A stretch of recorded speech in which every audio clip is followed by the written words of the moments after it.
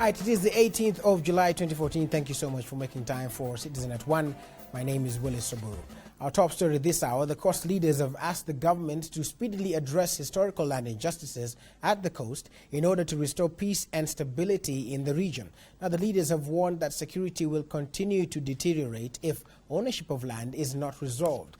The leaders were speaking in Kwale during a fast-breaking dinner where President Uhuru Kenyatta was expected to attend. However, he did not turn up for the event, and we'll be bringing you that story a little later on. Let's cross over now. And pro-Russian separatists in eastern Ukraine have said they will give access to international investigators to the crash site of a Malaysia Airlines jet that was downed yesterday.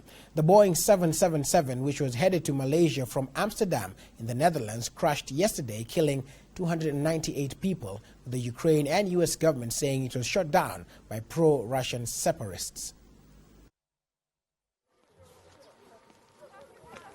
Pro-Russian separatists in eastern Ukraine, where the plane crashed yesterday, say they will secure the crash site, allow the recovery of bodies and give access to international investigators. The Ukrainian government has accused the rebels of shooting down the plane that was flying from Amsterdam's Schiphol airport in the Netherlands to Malaysia, with Russia being implicated in the tragic crash. Russia's aggression against Ukraine is not only our problem, but a threat for European and global security. Addressing the threat requires unified global response. The pro-Russian separatists have, however, pointed an accusing finger at the Ukrainian government. Russian President Vladimir Putin has in the meantime said that Ukraine bears responsibility for the crash as a country in whose airspace the crash occurred.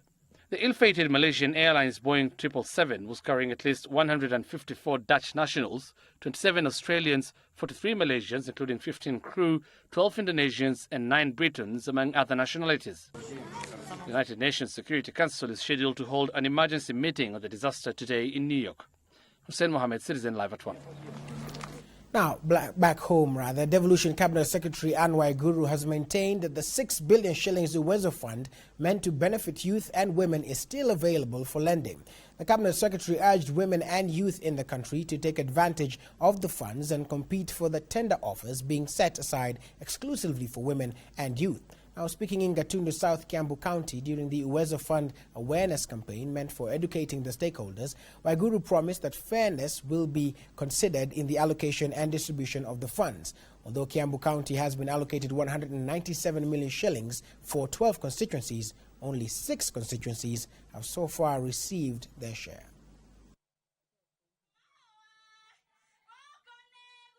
Embu County imepata shilingi 197 milioni, na pesa hizo ni pesa mingi katika county, lakini constituency 6 tu ndio zimeshapata pesa yao. Kwa hivyo nikahimiza wabunge pia wajitahidi na wafanye kazi na komiti ambazo ziko hapo kuensure hizo constituency 6 ambazo zijapata pesa zao zimepata pesa at the county level. I urge you young men to apply for those businesses. The government uses water. Watu wanakunywa maji ofisini kila siku.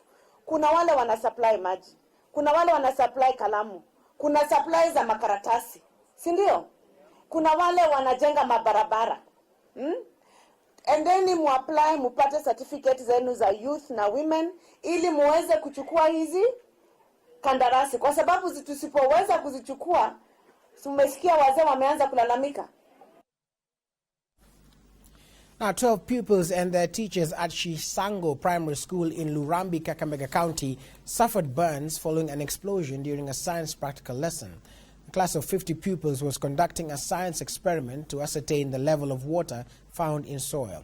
Now, 5 of the injured, including the teacher, are admitted at the Kakamega County General Hospital. Let's take a look.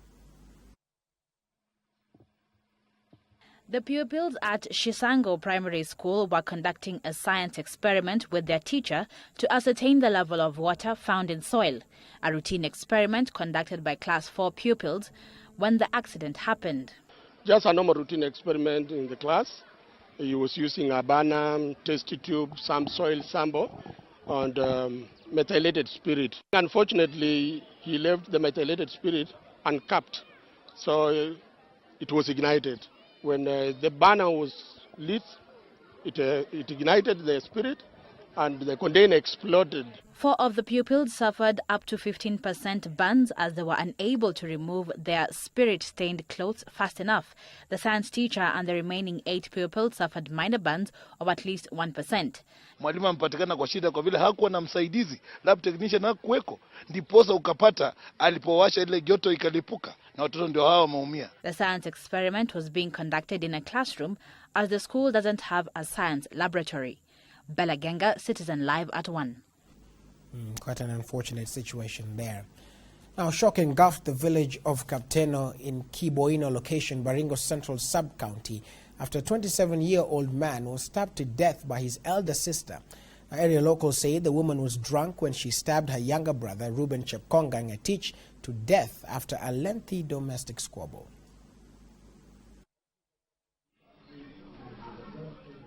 Villagers in Kapteno Kiboino are in grief. This is after a man was killed in a domestic squabble. Villagers say the man, Ruben Chepkonga, was accosted by her elder sister, Emily Ngetich, while cooking food for his father, who was said to be unwell. The woman is said to have arrived at around 11 p.m., drunk and in hot temper. According to the local chief, Ben Chamjor, the woman is said to have separated with her husband and was living near Kabarnet town when she went to their home while drunk and started quarreling with her brother. Reacting to the warnings, the sister is said to have picked a knife that was hidden in their thatched house. Area OCPD Baringo Central Omondi Musewe confirmed the incident, saying that the woman has been arrested and might face murder charges. At the same time, police in Marigat are investigating an incident in which a man is reported to have committed suicide by burning himself alive by setting his house on fire last night at Ngoswe area, where he was burnt beyond recognition. Now, tension is building up in Nyeri County between Governor Nderitu Gachagua and members of the County Assembly after a report tabled in the County Assembly indicated that the sale of coffee worth millions of shillings through the direct sale concept has failed. Now, the report tabled by the chair of the Agricultural, Livestock and Fisheries Committee, Kibira Ngunyi, points out that challenges facing the sale of the coffee, a fact that the governor has refuted. Now, the report claimed that the produce, which has been lying at the Kenya Coffee Planters Cooperative Union stores at Sagana, has now been secretly transferred to the union stores in Dandora, Nairobi.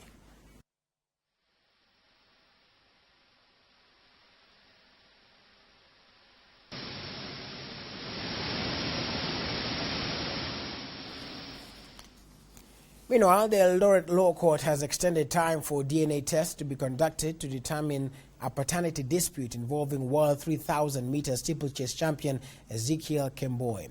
Now, this is after Kemboi's lawyer Benjamin Ngeno asked the court for more time to prepare for the case. Ngeno said his client had not been served with a formal application for a DNA test, as was ordered by the court on 4th of July. Senior resident magistrate Mary Njagi has, however, given a directive for the orders to be complied with, and that the DNA test results be availed in the court within 30 days.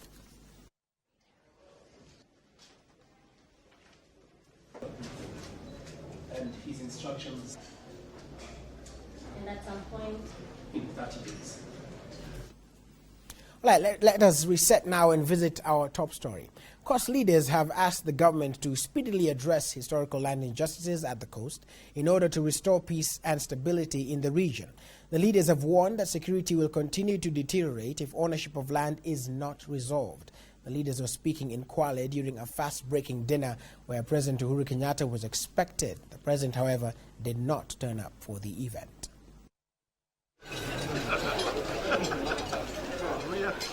It was at the fast-breaking dinner in Kwale that the leaders from the coast region expressed their concern over the runaway insecurity in the area. They blamed historical land injustices in the region for the rising cases of insecurity. Chanzo cha mambo yote ambayo yanatutatiza katika eneo letu la pwani ni tatizo la ardhi. They now want the government to address the land question speedily in order to arrest the situation, which is now going out of hand, especially in Lamu, where close to 100 people have been killed. Watakuja wale wenye kukupa fikra, wale sijui nani wakuambia mawazo haya. Ukitaka suluhisho la usalama na ile manifesto yako uliyoweka ukasema uta create 1 million jobs, ni kuhakikisha umiliki wa ardhi umerudi kwa wenyewe ambao ni wastahiki. Moja kwa moja na kutakuwa na usalama katika nchi. Kwa hivyo tunaomba serikali hili neno la historical injustices lichukulie maanani na lichukulie hatua ya haraka, na ina imani kwamba tutaweza kuwa na amani katika eneo letu la Pwani. Sentiments which were also echoed by religious leaders from the region. Nikiwa mwenyekiti wa baraza la ushauri, ningeshauri serikali kufanya haraka kutatua tatizo hili la mashamba katika sehemu hii ya Pwani, na si Pwani peke yake, kila county katika Jamhuri ya Kenya. However, cabinet secretaries from the coast asked local leaders to work with the government closely in addressing issues that have remained unresolved in the coast for ages. Lazima tuwe tunashirikiana na serikali. Hatuwezi kukata mipaka na serikali au kusema hatuwezi kushirikiana na serikali. Ni jukumu letu kuangalia maslahi yetu kama Waislamu kwa serikali yoyote itakayoingia. President Kenyatta, who was expected to attend the ceremony, did not turn up. Kendagor, Obadia Citizen Live at 1. Of course, those are just some of the stories we are following for you in the political beat. You can always keep up to date on these and more stories on @Citizen TV News. Let's move on now. And Labour Cabinet Secretary Kazungu Kambi has retired the Federation of Kenya Employers Chief Executive Officer Jacqueline Mugo and COTU Secretary General Francis Atwoli from the NSSF Board of Trustees. Now, Kambi says that the two have served more than their 2 years of tenure.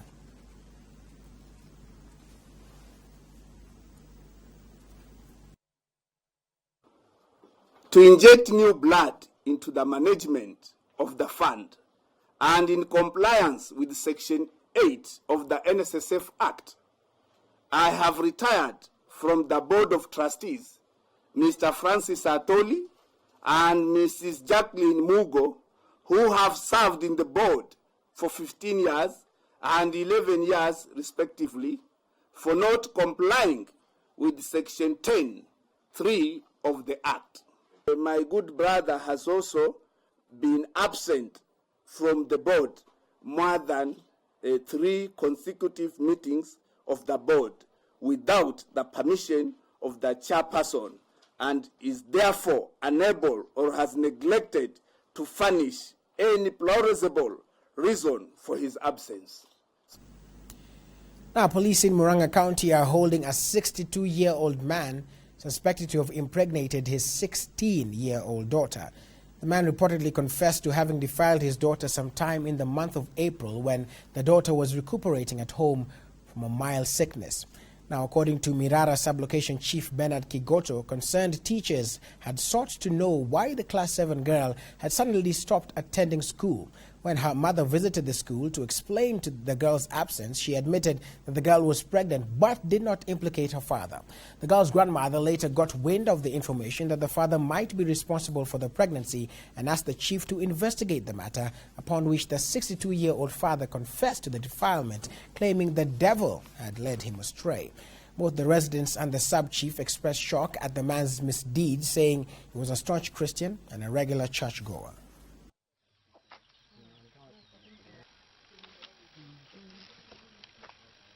Na nimefanya kitendo ambayo hakina ajabu. Na ninaomba msamaha mpaka kwa kila Mungu. Ni mtu wa kanisa, nimesoma kanisa ya 7 Day. Na naomba msamaha, Mungu anisamehe. Na kila hawa ninaomba msamaha kwa kupenda kwao, wanisamehe, hata Mungu pia anisamehe. I just want to request the men from Murang'a and from Kenya and everywhere. These cases have been happening. Actually, in this village, there is a girl who the case is still in court, and I'm begging you, please, let us respect the girls, let's take care of these children, they are our children. Mzee mwenyewe mimi namjua kabisa, kwa maana tumekaa naye kwa karibu almost 8 years mimi namjua. Na sijawahi kumpata kwa pombe, kwa bangi, kwa dawa za kulevya. Sijawahi kumuona na chochote. Ama vile mtu anasemanga mnamuona kama ameshikwa na wasimu. Kitu kama hiyo sijaiona. Kwa hivyo naweza kusema ni ako timamu kabisa hana. Another unfortunate event there. Now, the extent of illicit brew consumption in Kenya has baffled many, with one too many Kenyans losing their lives over the menace quite too often. Now, families have broken up, and victims who have survived after a brush with death have had to make do without eyesight. Our investigative team hit the ground seeking to establish just where the production of these illegal brews take place. Michael Njenga has that report. For the past few months, this has been the headlines as more and more people continue to lose their lives to killer brews being sold across the country to unsuspecting customers. The drink of death has left a trail of destruction as families mourn their loved ones, and those who are lucky to miss the grave have been left blind. The recent case being in Eldoret, where over 10 people died after consuming a drink that was being sold in different bars around the town. We got wind that some of the brewers of these killer brews were operating from a place in Kajiado County, and we set out to investigate. Our first stop was at this place within Kajiado Shopping Center, where used bottles are cleaned, ready to be reused. It is a hidden place with limited access, but we managed to sneak in and get pictures. Our sources then direct us to this house with a high perimeter wall. No one is allowed in here, but it is evident there is activity going on behind the wall. We alerted the Kajiado County Police Commander Samuel Kimwere, who assigned his officers to carry out the raid on the premises. At the backyard of this house, police discover bottles and hundreds of bottle caps ready to pack whatever drink that is produced here. Kuna pombe mimi natengenezaga, mimi nanunuaga. Sawa tu.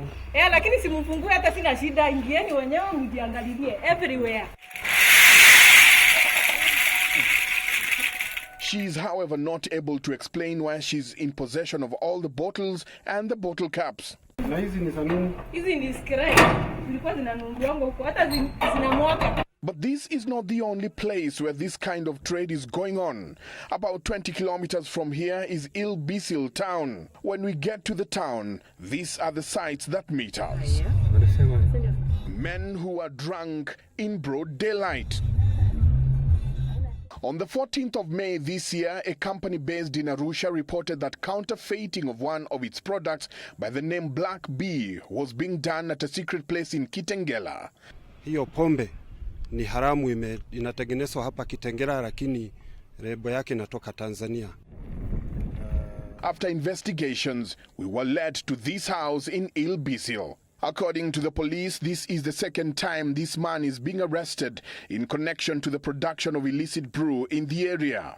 Huyu mwenye maparasha bar ako na uhusiano na watu ambao wanatengeneza hiyo pombe haramu hapa ikitumia lebo ya Tanzania. According to the security agents, unscrupulous businessmen have been ferrying methanol along the Namanga-Nairobi route, and most of it end up being offloaded between Kajiado and Kitengela and later sold in small quantities to unlicensed brewers who end up making the killer brew. Tunatilia manani sana kuiwinda, na ndio sababu hata tukatengeneza hiyo operation ili kuweza kuimarisa, kwa sababu tumekuwa tukisikia na fununu iko.